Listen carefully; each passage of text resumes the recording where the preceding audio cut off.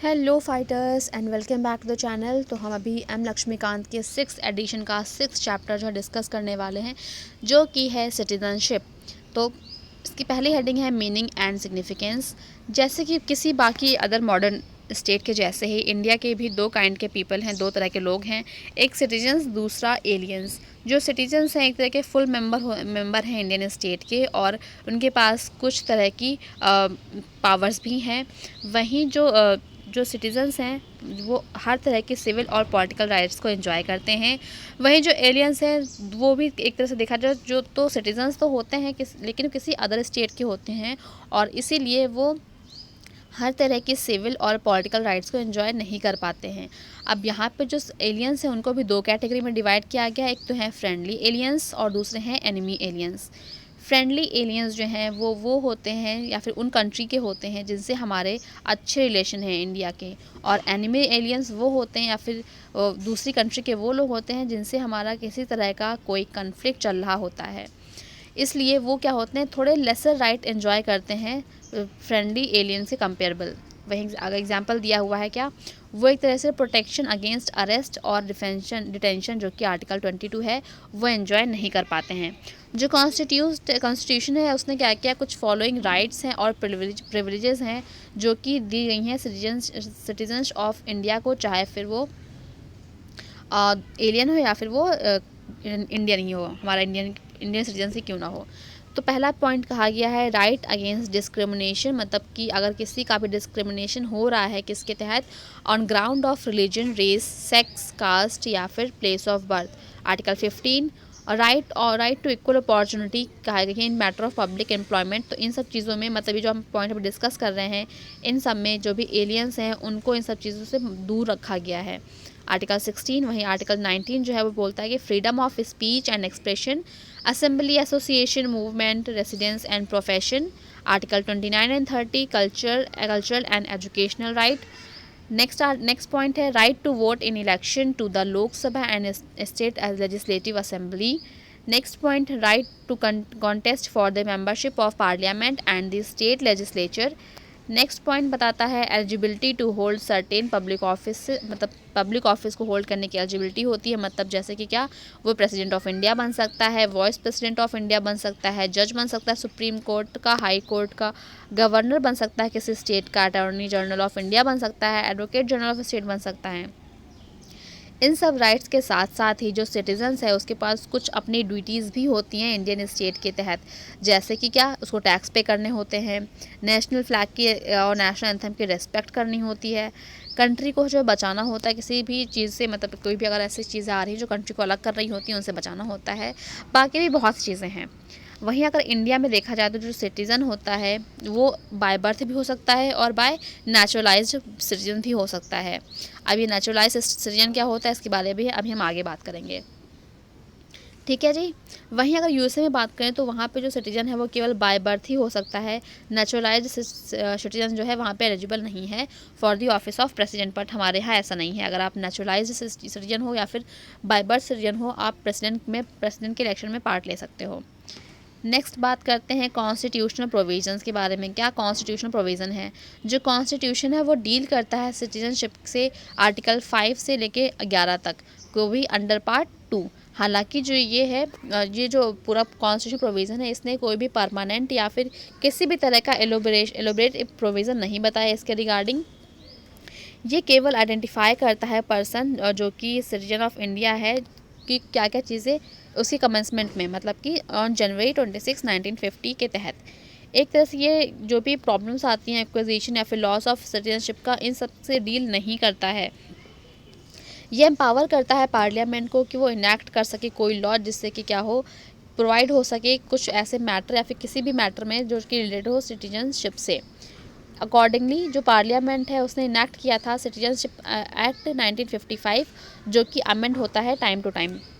अगर वहीं हम देखें कॉन्स्टिट्यूशन के अकॉर्डिंग तो 4 तरह की कैटेगरीज होती हैं एक इंसान की कि कैसे वो इंडिया का सिटीजन बन सकता है, ठीक है, as its commencement, that is मतलब जनवरी 26, 1950। तो फर्स्ट पॉइंट है एक ऐसा पर्सन जो कि क्या है, इंडिया का डोमिसाइल तो था लेकिन उसको क्या है, इन तीनों में से कोई भी एक कंडीशन फुलफ़िल करनी चाहिए।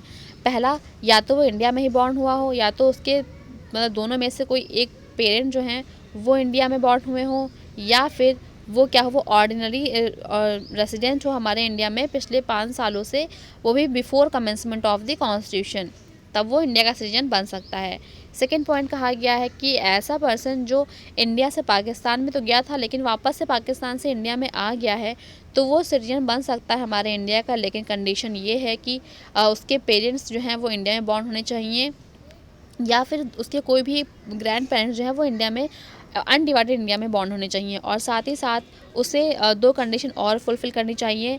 अगर वो माइग्रेट होता है इंडिया में जुलाई 1948 से पहले, तो वो, और साथ ही साथ वो ऑर्डिनरी रेसिडेंट भी हमारे इंडिया का उस दिन से, ठीक है, जब से वो माइग्रेट हुआ है, जब से वो माइग्रेशन उसने लिया है तब से, या फिर अगर वो माइग्रेट हुआ हो इंडिया में आफ्टर जुलाई 1948 और वो है रजिस्टर हो सका हो इंडिया में as a citizen of India, तब दोनों ही केस में हो सकता है। लेकिन एक पर्सन जो है वो खुद को रजिस्टर भी करवा सकता है, लेकिन कब, तब जब वो रेसिडेंट हो इंडिया में करीब पिछले 6 महीने से, मान लो कि उसने आज एप्लीकेशन दी है तो उसको 6 महीने लगातार इंडिया में रहना ही पड़ेगा।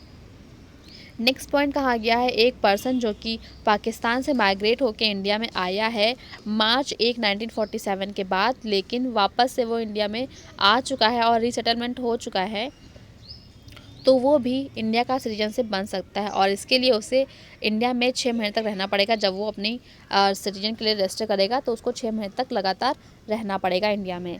और लास्ट जो स्टेटमेंट है, आई मीन लास्ट जो कंडीशन है वो ये है कि एक इंसान जिसके कोई पेरेंट्स या फिर ग्रैंड पेरेंट्स अनडिवाइडेड इंडिया में पैदा तो हुए हों, और जो एक ऑर्डिनरी रेसिडेंट हो आउटसाइड इंडिया के, वो भी इंडिया का सिटीजन बन सकता है। वो, लेकिन उसके लिए रजिस्टर करना पड़ेगा उसे खुद को सिटीजन ऑफ इंडिया का बाय डिप्लोमेटिक और काउंसलर रिप्रेजेंटेटिव ऑफ इंडिया का, ठीक है, उसी कंट्री में, उसी की कंट्री में, ठीक है जी। और इस तरह से जो प्रोविज़न है वो ओवरसीज़ इंडियंस को भी कवर करता है कि वो एक्वायर कर सकते हैं इंडियन सिटीजनशिप को।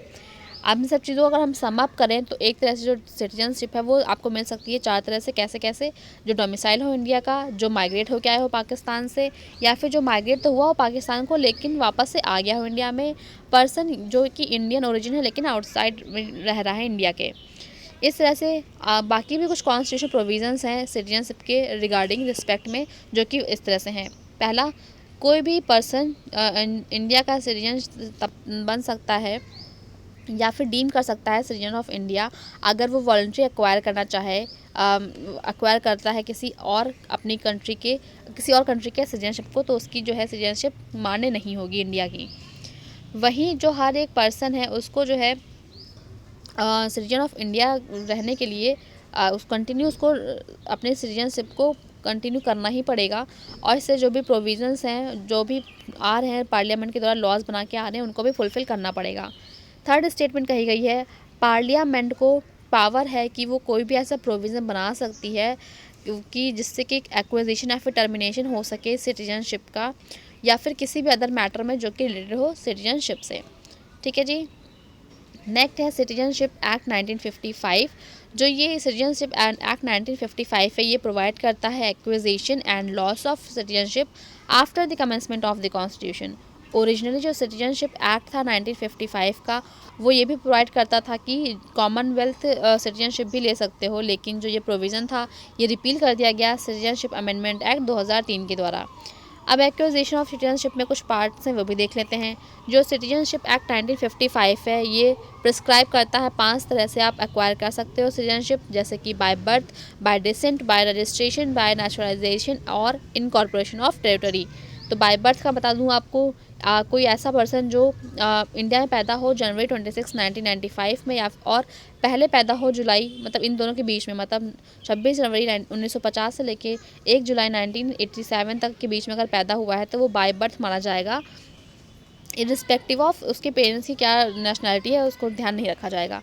आई थिंक इसको आज यहीं रखते हैं क्योंकि मेरे आसपास ना शोर ज़्यादा होने लगा है, तो इसको आज यहीं पे रोकते हैं। आपसे मिलते हैं, हम इस चैप्टर को कंप्लीट करेंगे अपनी नेक्स्ट वीडियो में। तब तक के लिए bye bye and thank you.